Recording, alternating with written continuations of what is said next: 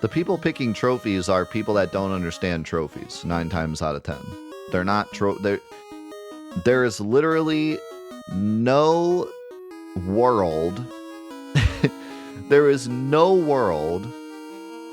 Maybe in like an indie company or like very rarely, but I would be willing to bet 99.9% of the time the person in charge of creating the trophy list for a game is not a trophy hunter, is not someone who cares about trophies. They're put so far down on the list of like requirements for what they need to do for the game that it's somebody low on the totem pole that's just in charge of doing it. That is just told one day, they walk in the office and they say, you're doing the trophy list today. Or they knew from the start they were doing the trophy list, and here we are. Also, I got them again.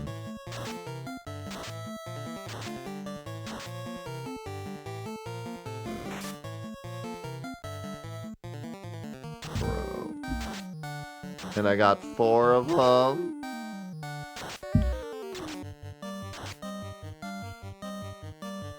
Good old Gas D.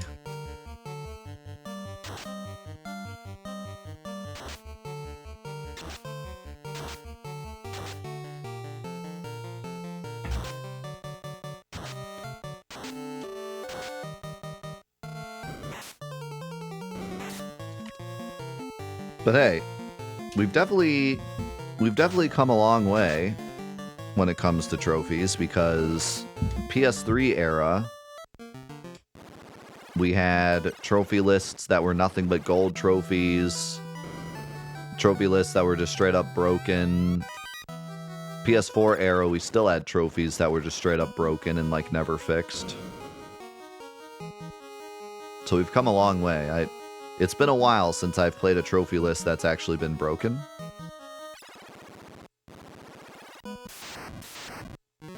So, thank goodness for that. Now, of course, we have a whole nother issue with trophy farms, but for me, like, just don't interact with trophy farms. You know, that's just... There's no way around it. Just don't interact with them, and then you can keep your trophy list to what makes sense to you.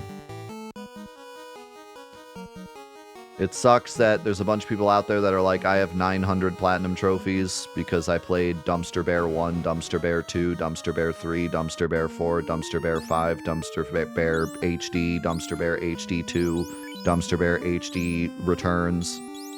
But like, it is what it is. It is what it is. There's nothing we can do about it. Okay, what do we do with this guy? I think we just spam items, because there's not really anything else we can do. And hope he doesn't auto-kill people.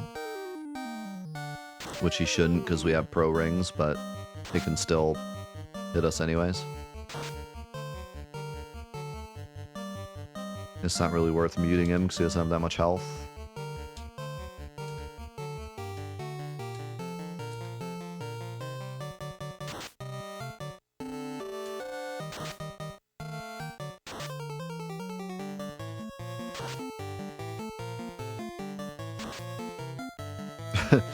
Yeah, you know, we could be playing Nintendo, which has just nothing.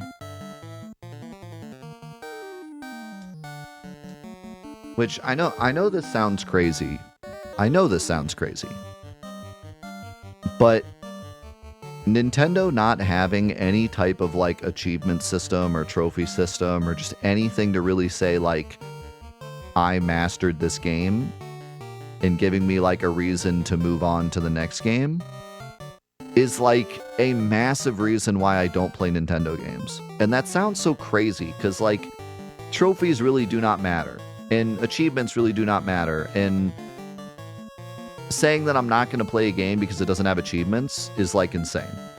But genuinely, like when I'm sitting here thinking about what games I want to play, and I'm like, well, I could play Mario Odyssey and like try to get everything in it and then just get everything in it.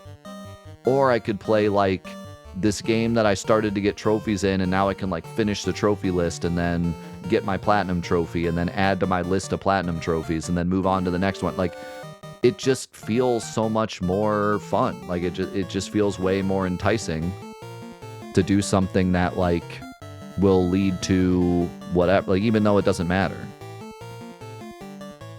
Even though it doesn't matter in the end, it's just that's just the way I enjoy video games pretty much ever since I started doing it for a living. Not really because of a living, but it just as I became like an adult.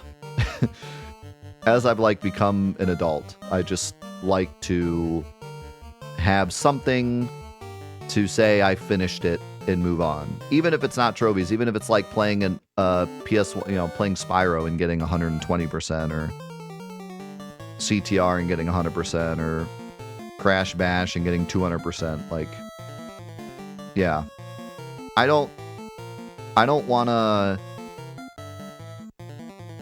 say I'm like a checklist gamer because in a lot of ways I hate checklists, but being able to finish a game and move on really does make a big difference to me when I'm just deciding what to play. Doesn't mean I'm not going to play a game. Like, if Mario Kart World looks fun, I'm going to play Mario Kart World, but if I'm sitting here deciding between two games, and I think I can run from this.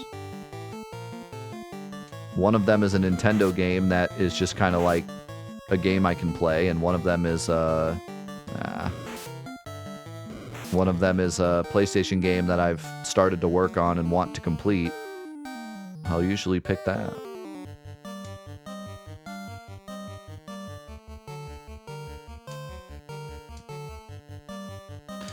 Yeah, I can totally get the whole, like, the opposite end of, like, I don't want a list at all because it's, like, pressures me to finish it. But I definitely don't have an issue with that. If I start playing a game and then I realize I don't want to finish it, I won't finish it. I'll move on to something else.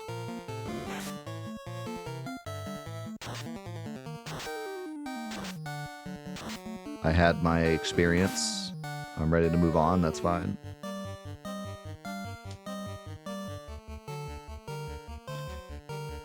I mean, that's kind of why I play games like I do. If you've ever watched Trophy Quest, you know how I do it. I run through a game without even thinking about the trophies, without even looking at the trophies.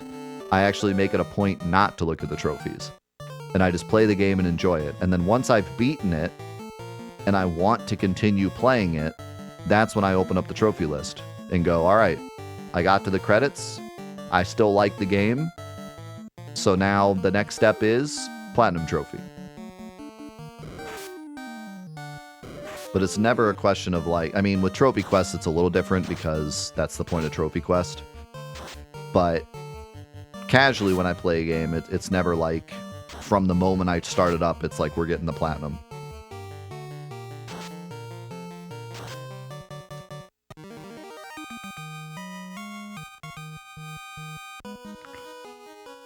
Okay, well that was... hurt us a little bit, but... I need to try to stay healthy so that if I run into a bad fight, I can survive.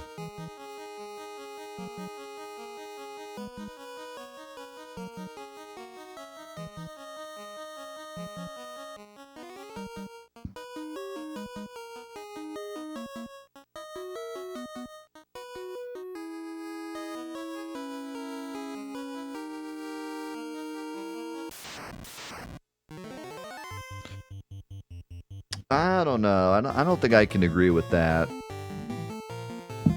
I don't like when a game is too open and there's just infinite to do and there's no like end to it. I tend to like not wanna do it. I'll just play it till I like have my fill and then quit.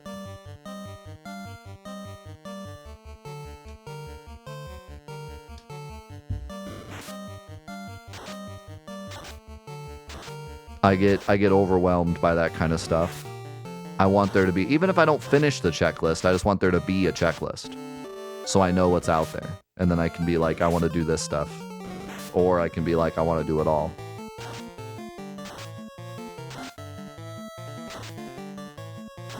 Yeah, but that's not how OG Final Fantasy VII was built. You have to remember, OG Final Fantasy VII is actually like super linear. If there was a checklist of things to do, it wouldn't really be that long. And they're all like dedicated side quests. With Rebirth, it's like you have 3 Lifestream crystals and a Chocobo quest and 4 side quests and a special artifact, and then like that copy and pasted to each area. Whereas Final Fantasy VII Original is like on your way from Costa del Sol to Gongaga, you can go back and do the Sleeping Guy quest. Like it's a lot more like niche in when you can do it, and a lot of it's missable as well. So either know or you don't know.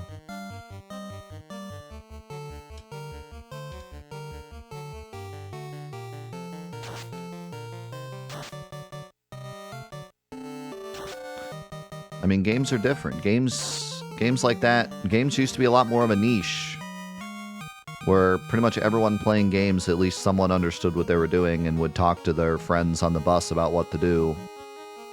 Games are much more of a casual thing now. People just want to be able to pick it up and say, here's the stuff to do, and whack away at some goblins. For better or for worse. Unjustifiably in a position that I'd rather not be in. Exactly.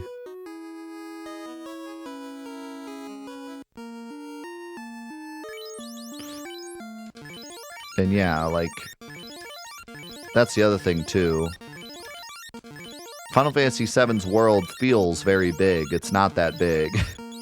It's not that hard to find everything on Final Fantasy VII's world map. It would be very difficult to find everything on Rebirth's area without a map. Or without a list saying, here's what you can find.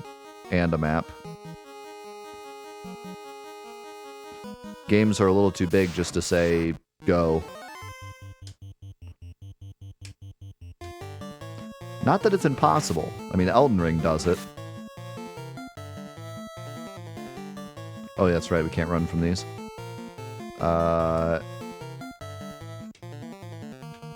Another thing, too, is the internet exists.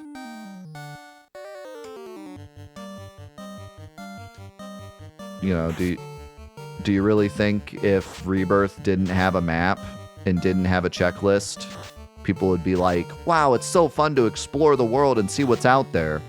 Or would they go on Twitter and say, Rebirth blows, I had to look up a guide for everything?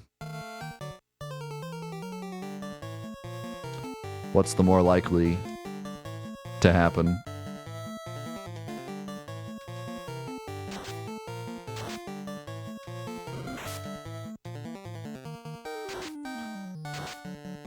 Have we been conditioned to look at every video game like a checklist? Yes. But that's gaming. That's gaming when it hits the mass audience and not just a bunch of niche people who actually like exploring in video games.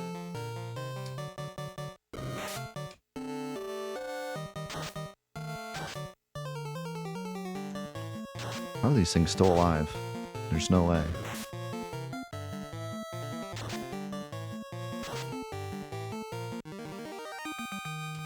If you don't want that 7 out of 10 too much water from IGN, you gotta put a map in your game.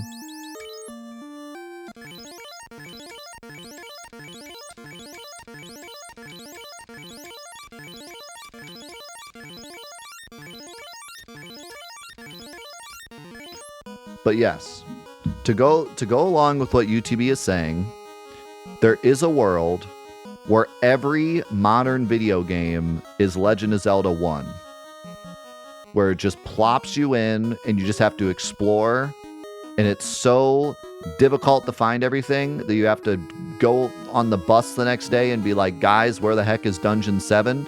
I can't find Dungeon 7. Please help me find Dungeon 7.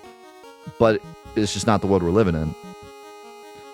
It's just not the world we're living in due to gaming becoming too much of a modern, casual experience. But yes, that could happen. That could work. That just ain't the timeline we're in.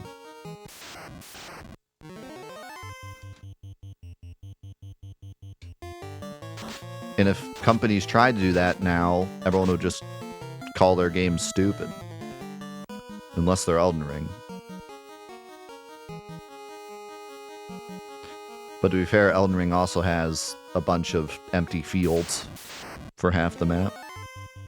Okay, let's do this to get some health back.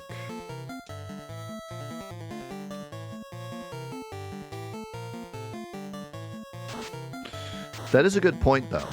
Like, why does Elden Ring and Skyrim get away with it, but Rebirth doesn't? Because I do genuinely think if Rebirth didn't have a checklist, people would have hated it. I don't think it, people would have been like, what the heck is this garbage? I think. But then why does it work for Elden Ring and Skyrim? Is it because they have no freaking story? And that's the whole point of the game? Is to roam? Is that the difference? Because Final Fantasy VII is way more story-driven?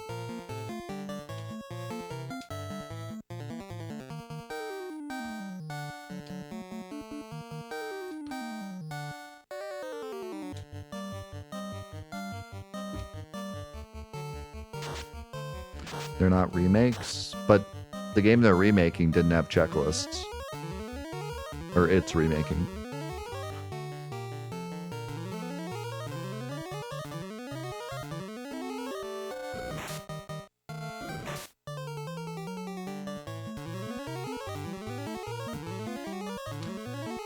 The reason that I think it worked for Skyrim is that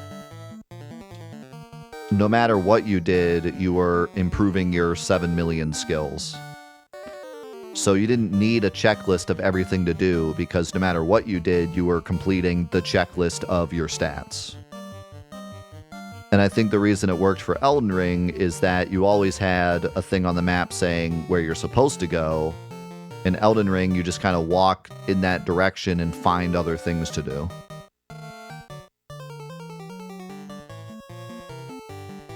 I think for Rebirth, it wouldn't work the same way.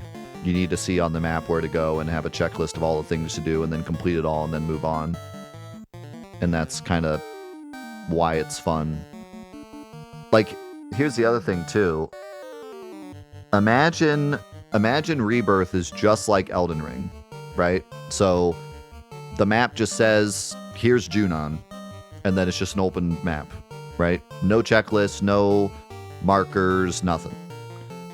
In Elden Ring, you walk towards the city, and then on your way to the city, you see a dungeon, and then you walk in that dungeon, and it's a completely unique dungeon, at least you think it is until you play a couple more and realize they're all the same. But it's a completely unique dungeon, and you go through this dungeon, and you fight a unique boss, and then you get a unique weapon for a unique build, and then you leave, and then you're on your way to the city again, and you run into a giant sleeping dragon, and you're like, what's this giant sleeping dragon? And then you walk up and poke it, and it wakes up and kills you, and then you're like, oh, I better come back and fight that big dragon when I'm leveled up enough. And then you keep walking towards the city, and then you see some enemy with a really cool weapon, and you're like, I want that weapon. So you try to fight him, but he's really hard, so you summon your friend, and you're like, let's fight together and fight this thing. And then you beat it, and you get the weapon, and you're like, thanks, bro. And then you kick him out of the game, You keep walking toward the city. In Final Fantasy VII Rebirth, you're walking towards Junon. Oh, what's that thing? Oh, it's a life stream crystal. Anyways, you're walking towards the city. Oh, what's that? A tower. So you climb up the tower. Anyways, like the things you're doing in Rebirth aren't like super unique, fun experiences. They are just checklist items.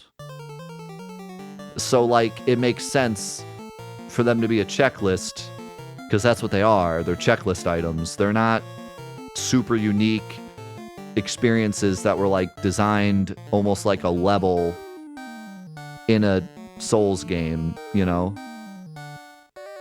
Now, Elden Ring, of course, has issues with like repeating bosses and repeating dungeons later, but it feels like the stuff you're doing in Elden Ring is unique.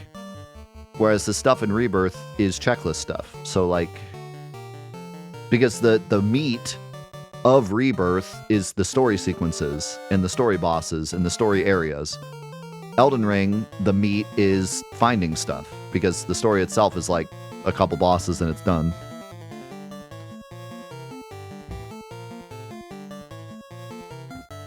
That is true. You do have the unique side quest stuff in Rebirth, but other than that, so much of the dev time in Elden Ring was making every area feel like another area in another Souls game. Whereas Rebirth's dev time was obviously the story sequences and stuff, and the open areas are just stuff to do in between the big story things.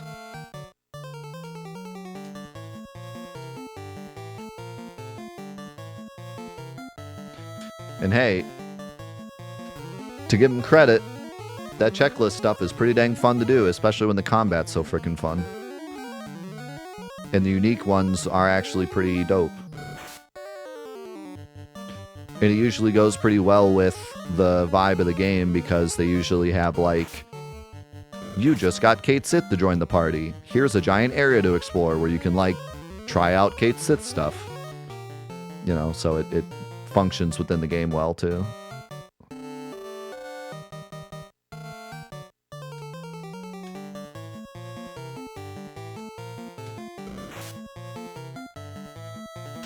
I think the way Rebirth does it is really good. It's just, I do agree with what UTB is saying with like, in general, games have become checklists, and that's not necessarily great for the overall quality of games.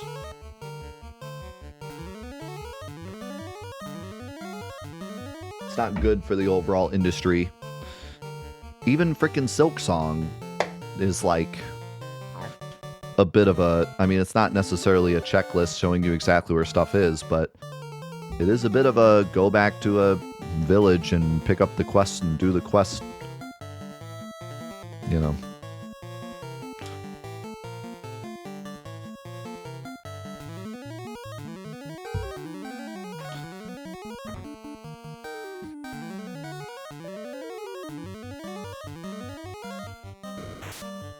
It is a good thing that those quests are fun, though. You're right. Imagine if all the stuff in Rebirth wasn't fun, and the whole game was just like, do these frickin' lists.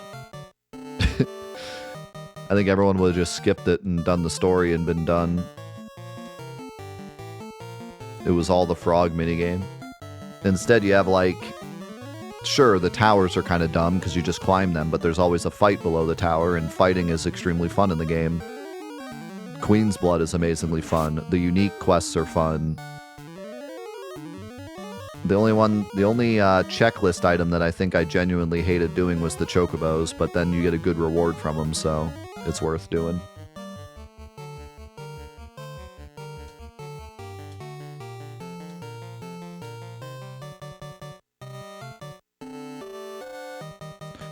Did we really need the, like, life stream crystals that you just walk up and do a little minigame and they're done?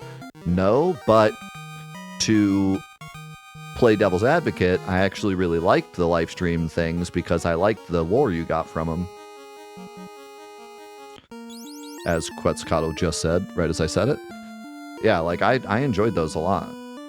So, They found a way to make everything work.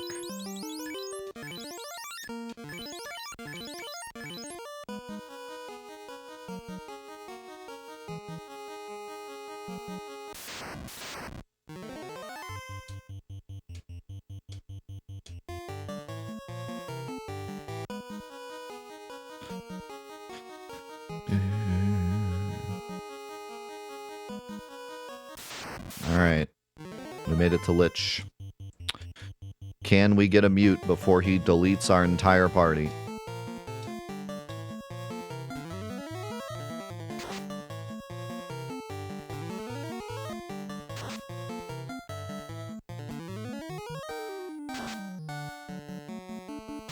No.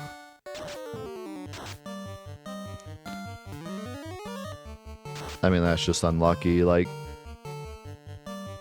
that's 4 mutes, all missing. Like, I don't know if unlucky is the right word, because it does seem like they're pretty hard to hit, but like, I can't do anything about this.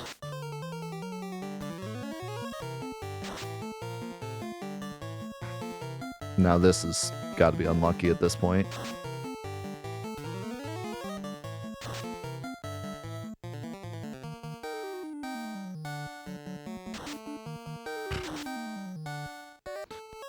I mean, this is going to be like every attempt for a while, trying to freaking mute Lich.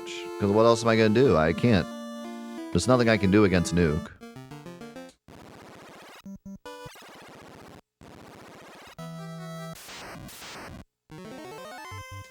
Wow.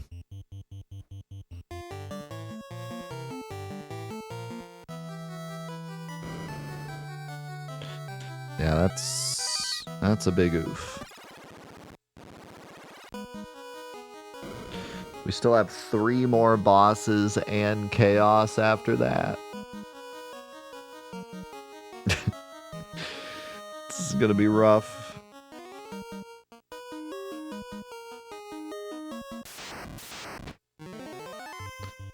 This is gonna be rough. That level 40 is looking more and more enticing.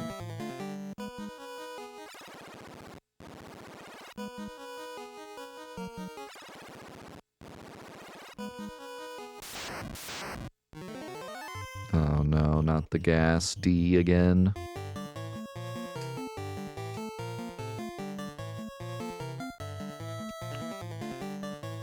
Can we at least, like,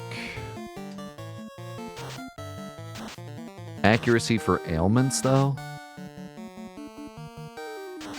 I feel like probably not.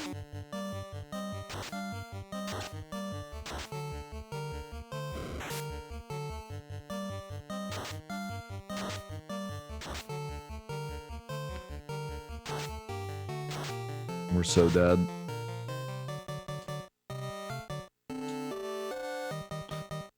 We are so dead.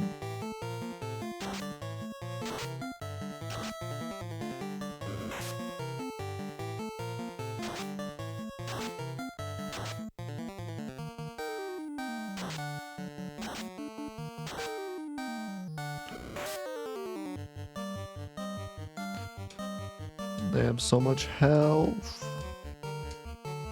I think that kills. Nice. Well, that's not a great start, but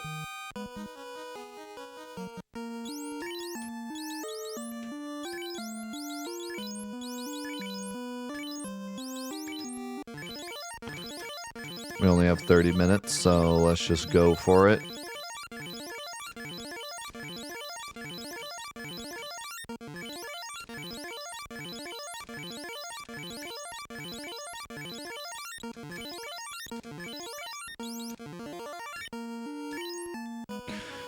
Based on target's magic defense. So yeah, it's not gonna change.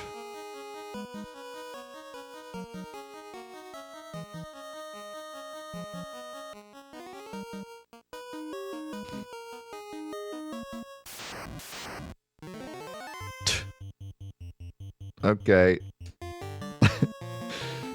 think the game hates me for this run. I think I upset it or something.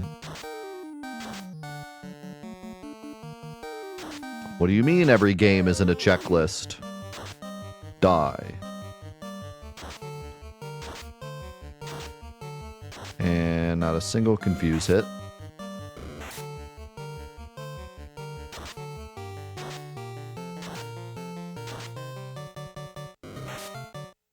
And I'm done. I think we just reset this one. We're not even on the 3rd floor. He may get overwhelmed.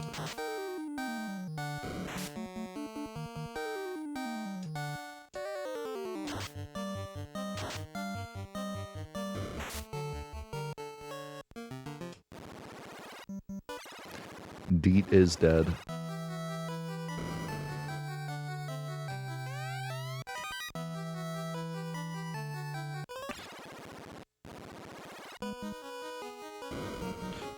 I think maybe the difference is just the size of games, you know?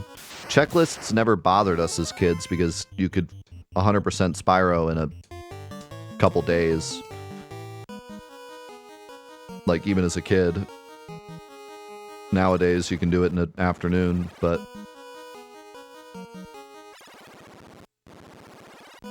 Yeah, I do also. Like, the other day, I was cleaning dishes, and this one dish really wouldn't get clean, and it was, like, really upsetting me, because I had to say goodnight to the boys, but I didn't want to put the dish down until it was clean, but it, like, wouldn't get clean. And I blame Donkey Kong 64 for that, 100%.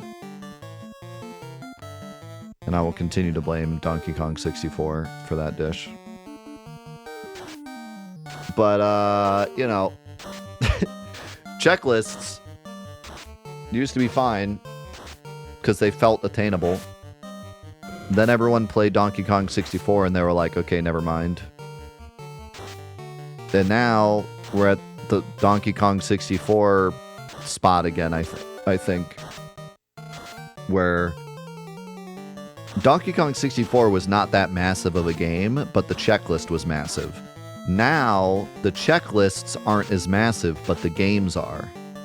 See what I'm saying? So, like, we're back in Donkey Kong 64 territory, where it's too easy to get overwhelmed.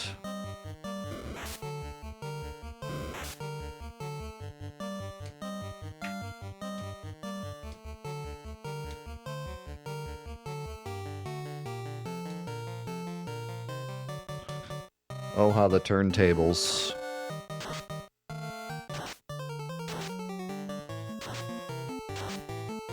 And there's no better example of Donkey Kong 64 in the modern era than Crash Bandicoot 4. I'm on the precipice of calling Crash 4 a terrible game. And it doesn't deserve it. It doesn't deserve it. It doesn't deserve to be called a terrible game. It's a great game. But the one decision to give it the most collectibles of any video game ever actually kind of ruins the game.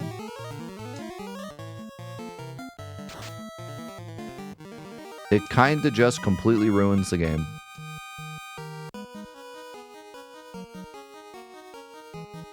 See, that's what I usually say.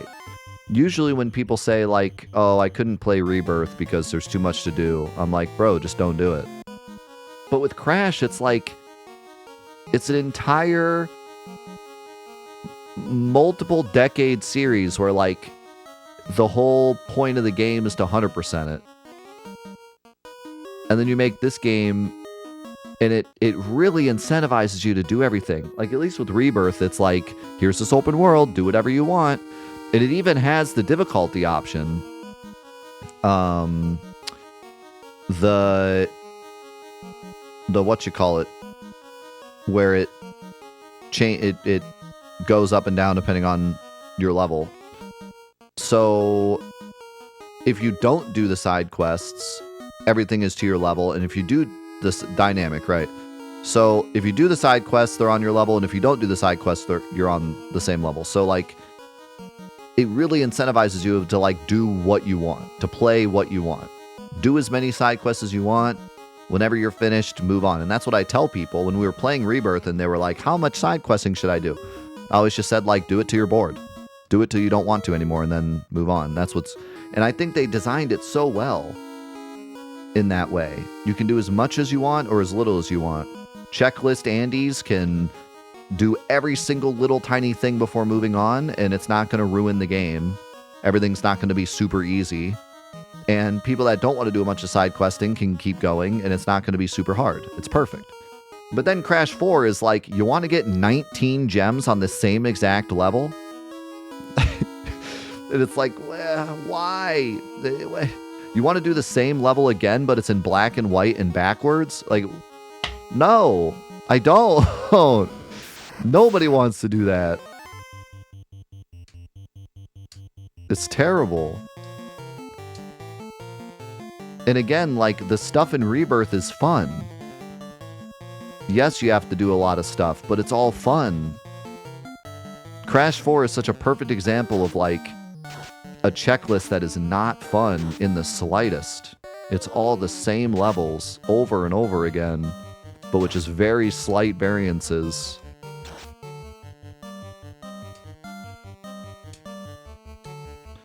And they hide crates in, like, the most nonsensical places ever, where you have to look up a guide to find them. And looking up a guide to complete your checklist is pretty much on the top of my list of funnest things to do ever. It's like getting all the treasures in Uncharted 2. Why do they even have the treasures in Uncharted 2? Why do they even, like, show them to the player like, hey, you can get all these? No, you can't. No. Like, I don't understand the thought process. If you're gonna have a collectible that's there to, like, tell the player to explore, you have to make it findable if they explore. What's the point of looking up a guide to find them? Now it's no longer exploring. It's looking up a guide. You know? It's got to be one or the other.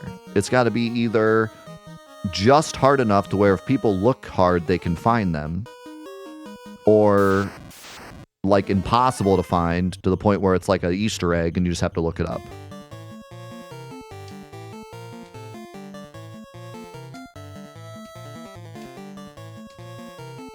Uncharted 2 puts you in like this sense of like, oh, I can actually get them all if I search, and the game wants me to explore more, so I'm going to explore more. And then there's like 10 that you have to shoot a light in the middle of the, like, 1 pixel off to the side of the level, and it just like drops out of the sky. You're like, what? Final Fantasy 12, another great one where it's like, why is there so much stuff that's impossible to find, yet the game is kind of built on exploration?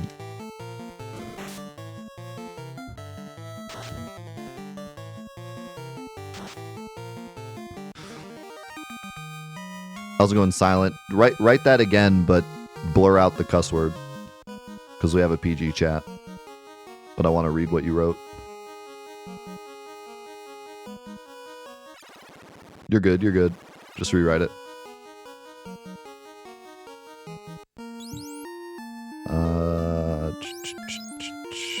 I should heal.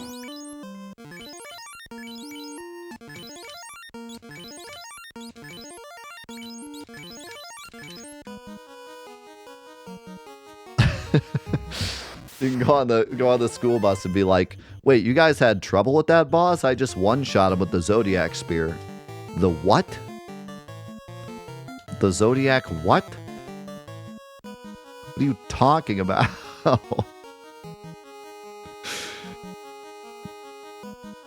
That's what's happening with Rebirth. I did nearly everything in the first area. Then the second half, I did half the stuff before going saying this isn't fun anymore. Entered Junon and haven't touched it since, as I burned myself out early on. See, that's such a shame. I wish... And I don't feel like you played the game wrong or anything. Like, it's just... That was just kind of your experience. Like, I don't... That's what kind of happens when there's a lot to do. I still think that Rebirth did the best it could to try to make it obvious that you can just do this stuff later. But I think the bigger issue with Rebirth is that there's 200 hours of stuff to do. It's just such a massive game that, like, people just aren't going to stick with it that long. I found it hard to stick with it that long. I'm a Final Fantasy guy. I loved the game to death. I gave it a 9.5 out of 10. I still, at hour 200, was like, can I be done? I want to play other things. I want to see my children again. Like, this is insane. You know? Alright, please. Please. Please. For the love of God. And he nukes first turn before I can even mute. And kills 2 people. This is insane. How did I beat him the first time?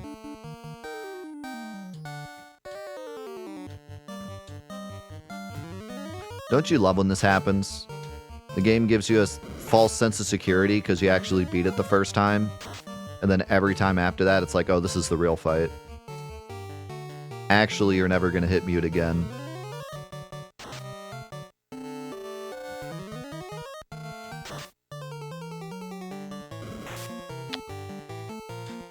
Bro.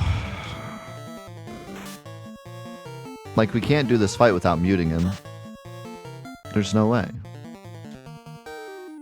It's not gonna happen.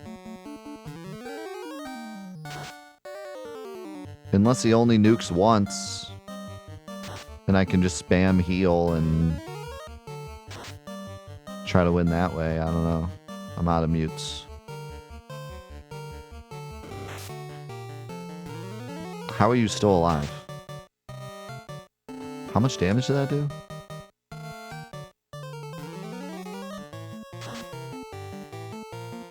Not that much. Oh my god, she's winning. Let her cook. And nuked. Oh my god. I don't know. Like, yeah, like... Leveling up isn't gonna help this fight. If I level up, we'll survive nuke, I guess. But, like...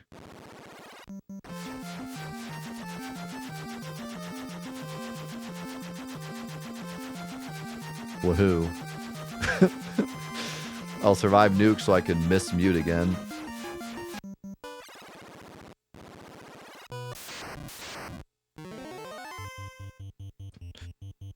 This is gonna be rough. We're gonna have to have like a very good plan past Lich, so when we beat him, we can get through.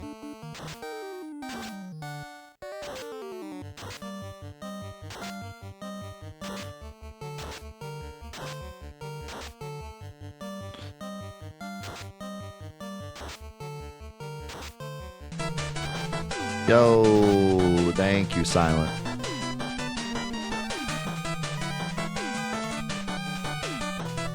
Thank you. Bro, we had a crazy Friday to the point where now the sub incentives are up to 75, and you guys still halved it today. It's crazy. Thank you so much. That is going to reset at the end of the day, but it's going to come down to 70, so we'll have a better chance of hitting it tomorrow. But thank you very much. It's been an awesome... For Monday, man, this has been a hot Monday. Thank you guys very much. Yeah, I mean, this whole conversation goes back to, like, what I talked about at the end of Rebirth. In my Rebirth review, I talked about, like, are we getting to the point where games are too big? And I should have brought up Donkey Kong 64, because that would have been a great metaphor, like, comparison. Because Donkey Kong 64 is when games got too big. And they had to tone it down. And we're reaching that point again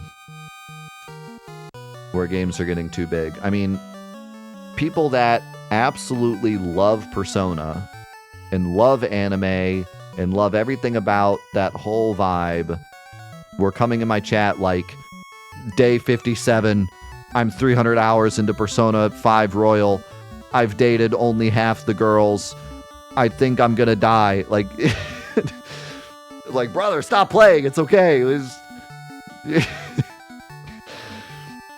like, it's crazy. They feel obligated to finish it. I feel bad. Yeah, I don't know. 7.8 out of 10.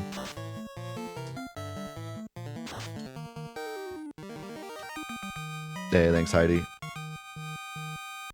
Hey, how's it going, Red Sarge? Yeah, like, it's... How much further are we gonna go?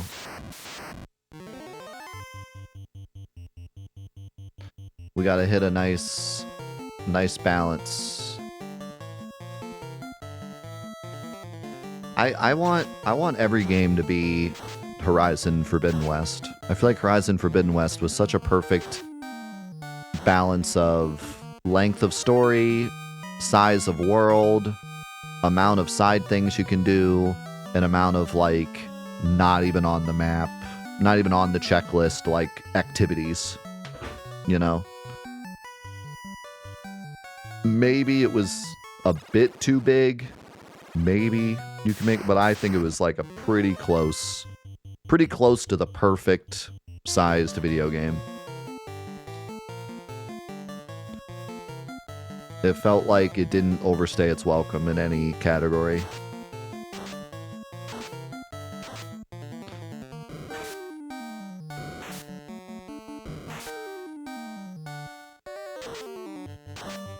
Yeah, I've heard good things about Stick of Truth. More and more, I just appreciate shorter games, and I've been screaming from the rooftops for AAA developers to make more short games. And I don't know how long it's going to be until they finally realize that that's a good idea. But man, I would just I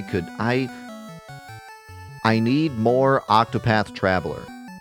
But maybe even smaller, because Octopath Traveler in the end was actually kind of long. But I need more Square Enix, but like AAA, like not Octopath Traveler, but like E33 maybe is a better example. But like just super high quality but shorter games, 30-hour games to the quality of like E33 and sell it for $50. Like, man, I feel like that's what everyone's looking for.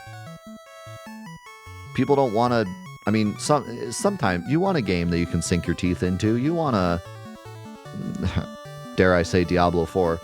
You want a Grim Dawn or Borderlands or Elder Scrolls or like something you can sink your teeth in for hundreds of hours, but alongside that, you want these small, bite-sized, fun experiences that you can play and then move on to another game you've been wanting to play and not be stuck in it forever. Something to play alongside your main grind, you know? And that's where like E33 and Silksong really hit this like great balance, although Silksong is more of an 80-hour experience for people that can't beat it, but that's beside the point. A lot of my favorite games of the last 5 years have been shorter games.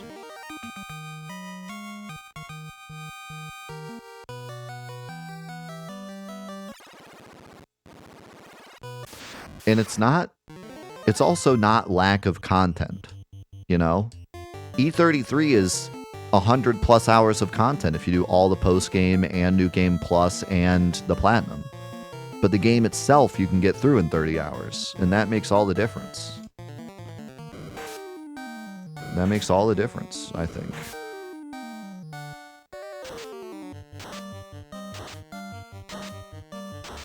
Yeah, for sure.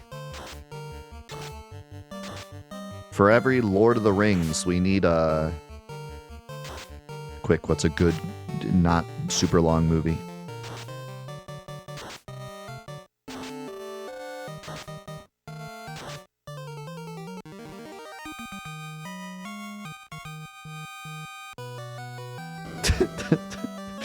Back to the 12 Angry Men. The Big Lebowski. Beauty and the Beast.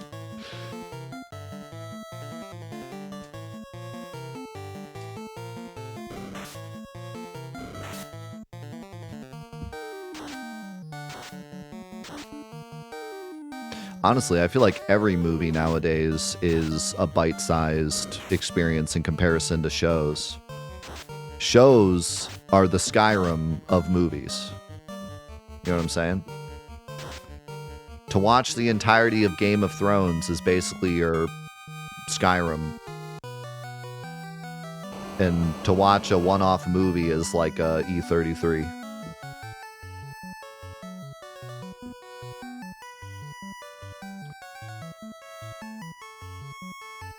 But at least shows come in bite-sized episodes that you can pick up and put down. So I guess it's different. Skyrim has a better ending. All right. That was not the that wasn't the metaphor, but all right.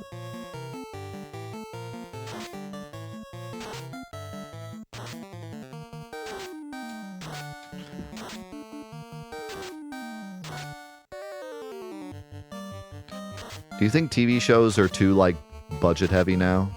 TV shows used to be like a smaller budget movie that had more, like, art to it. And now shows are like the super mega expensive things. Who's that over there? What? Who came down? Now you gotta say hi to chat. Now you gotta say hi. Meow in the microphone. No.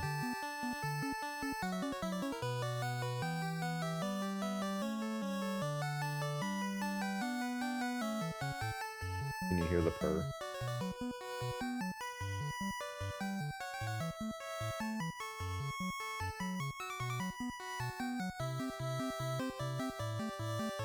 Alright, say bye. We need Nova's opinion on video game length.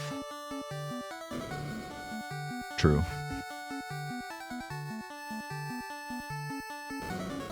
I had to run back from the kitchen to see the cat. Based. She is,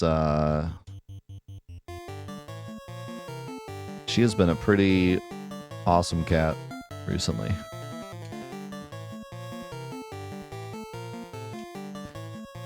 She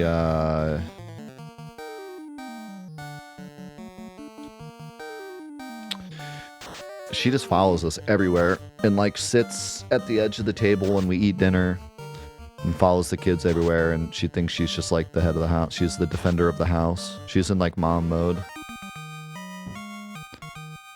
She just watches everyone, keeps everyone safe, quote unquote.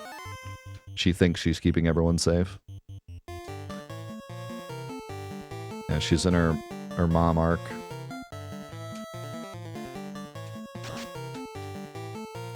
Whenever the kids do anything, she's just there watching them.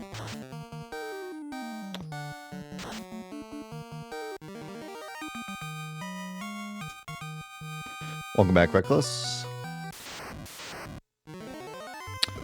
That's scary.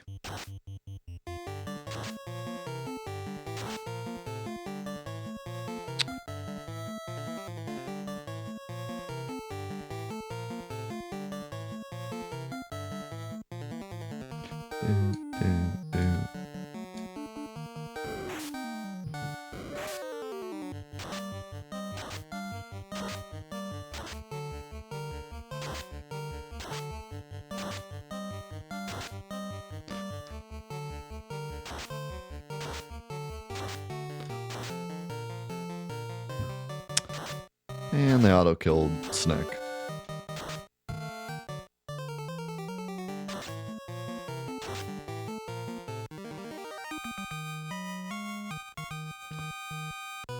There's an actual chance that we get a fight with 4 of those. Like, we're down here grinding for like an hour.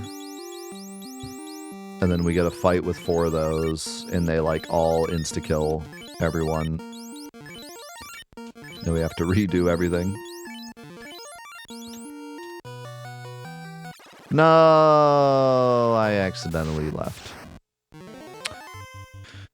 That's fine. We only have 8 minutes in the stream anyways. Kind of have to leave anyways, but we'll probably grind some more next time. Try to get to like 25 or something. I don't really think it's going to help too much, but hopefully the extra max health gets us through the Lich fight more consistently. And then Kara, we just have to hit ruses, and then after that, I don't know. We'll find out.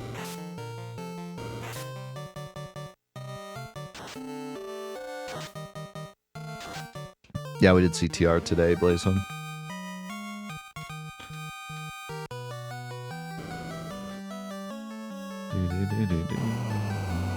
My eyes. It's crazy how much more annoying this grind is not having exit. Nah, we can't run from this.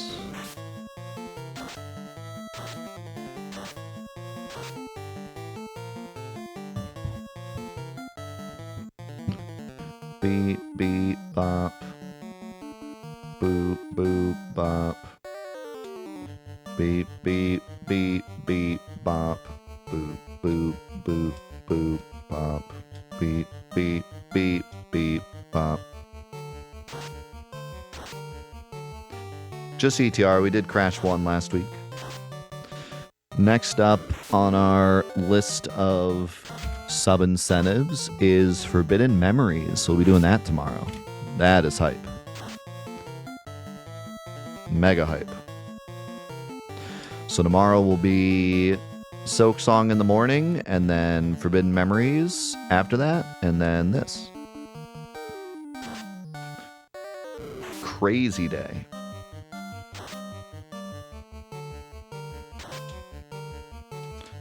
Huge day. Massive day.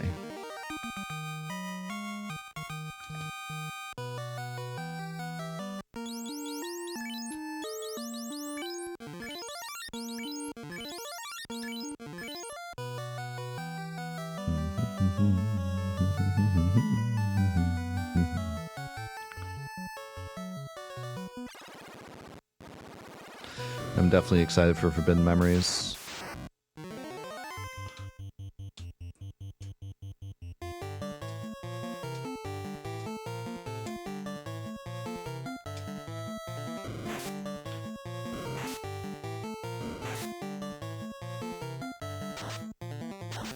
Beep, beep, bop. Boop, boop, bop.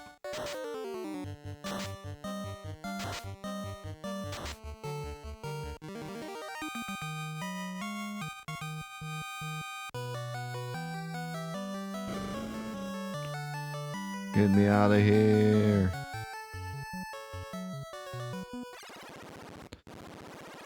All right. So next time we'll probably grind up a little more so that hopefully we get 2 turns on Lich. I'm still not convinced that we need to grind like all the way to 40 or some crap. I think we can do it with a low level white mage only party. I just think it's going to take some luck. But we do need to see what the other 2 bosses have in store and how bad they are. Tiamat, like, I don't know how bad Tiamat's going to be, and I don't know how bad Chaos is going to be. So, we'll see.